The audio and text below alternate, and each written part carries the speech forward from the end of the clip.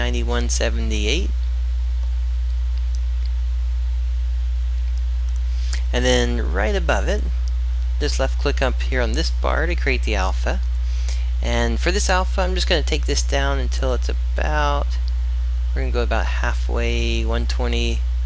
We'll say, we'll put in about a 120 on this. There we go. Alright, and then at the very end on the alpha, instead of being in both ways here, instead of being solid, we just want to do white and take it to black.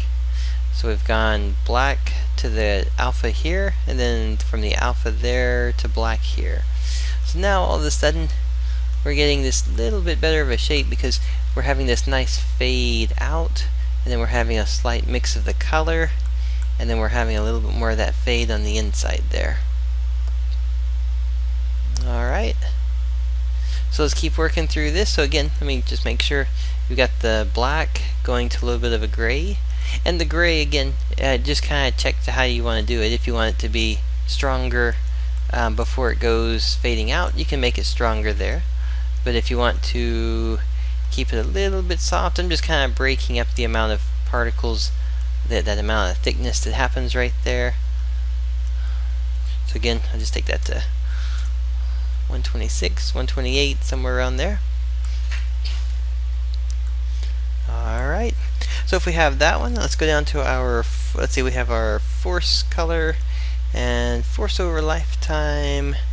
Let's roll that one up, and then we want to do a size over lifetime as well. This is one that you usually do as well because it winds up being a nice benefit to the overall, being able to kind of control the overall. If you're doing coming from like a modeling background using an FFD or something, that usually really helps to create that shape for you. So the size over lifetime right here, I'm just going to go inside of here, and if you're in this window and you actually want to go, if you want to have more space inside of here, let's see, I believe, yeah, let's go ahead and open up our editor. So if you click on the open editor up here at the top right, I'm going to move this to the side so you can see it. What we want to do is create just kind of a curve shape to it. We want it to go small and then kind of billow back outwards and stuff. So what I'm going to do is actually go in here and go from a, let's actually take this to a little bit higher of a value. So let's take the size right here. At the very top on the size, if you click on this, you can actually change the variable for the height. By default, it's at 1. So let's actually take this up to about 4. So we want to be able to make the actual outside edge go to 4. On the right hand side to 4. But over on the left hand side, let's click and drag the vertex point here. And let's actually take this down to about 0.5. And somewhere around there. There we go. So we want a nice, notice, and when you're doing this, be sure you're watching your particle over here. Is that we just want a nice little curve going from a small out to a big and then over to there.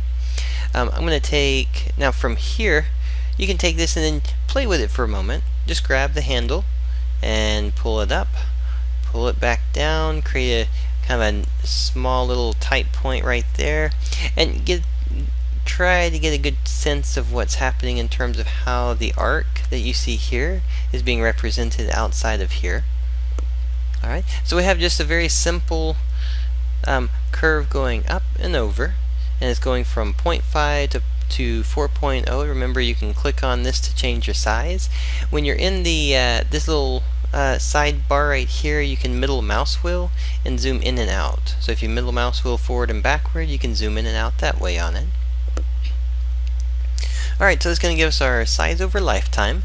So again, we can kind of get that sense that now it's going from a small billowing thing, and it kind of blows outwards and upwards in a good, kind of a good feel for that. Alright, so the next thing we want to do, we've got the size over lifetime, but let's go ahead and add one extra. It's going to be rotation over lifetime.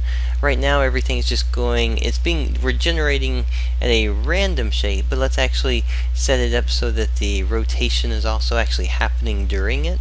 The rotation over lifetime right here, So notice just by clicking on this with that 45, we have the smoke circling around like this. And you can check it out if you click on the wireframe option here. You can see how the smoke's actually billowing out this way with it. Alright, so all it's doing is rotating when it's made. It just starts to rotate 45 degrees over before it disappears. Well, what we want to do though is, let's take it one step further here. On the angular velocity for this side of it, I'm just going to click on the drop down, and let's do a random between two curves. Alright, so instead of being one curve or one number or two numbers, we're going to actually do two curves with it. The variable, the distance that we want to use for it, let's go ahead and just try setting it up with a little bit less than. We're going to go for that 4 range. We'll say like a 4 to -4, maybe actually a 5 to -5 might be a good range right here. There we go. So we'll start with this one. So notice there's no rotation happening because the two values are even. So now I'm going to actually pull this value in, and we'll pull this in close to 0 but not all the way. And I'll pull this one in right here. Oh, let's make sure we place a point right here. I'm going to right click and just do add a key, and then we'll pull that one down. There we go. And then for each of these points, let's zoom in so we can see it. Oh, so I won't be able to get both sides to it here. Alright, I may actually take this one up just a little bit more just to get more of an arc between it. There we go.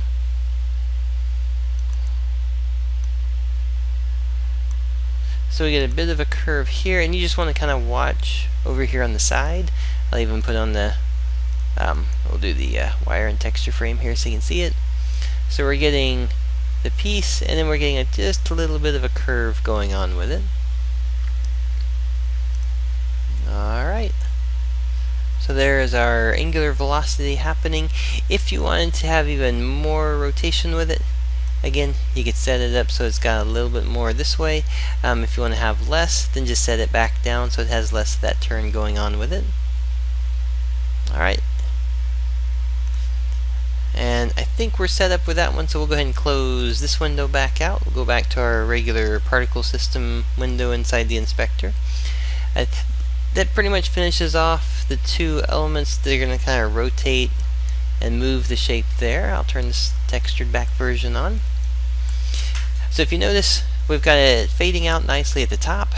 We have a really nice kind of round feel to it. We have it kind of billowing out from the bottom, getting larger.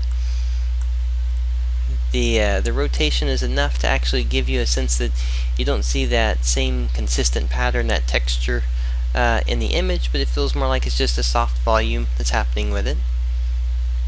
Alright, the only other thing would be the sort mode, and the sort mode, it just depends on what's important to you. If the current, like the sorting doesn't matter whether it's front or back, then you can do that. You could also do the by distance if you're wanting to make sure that there's certain pieces in front so that you can see them.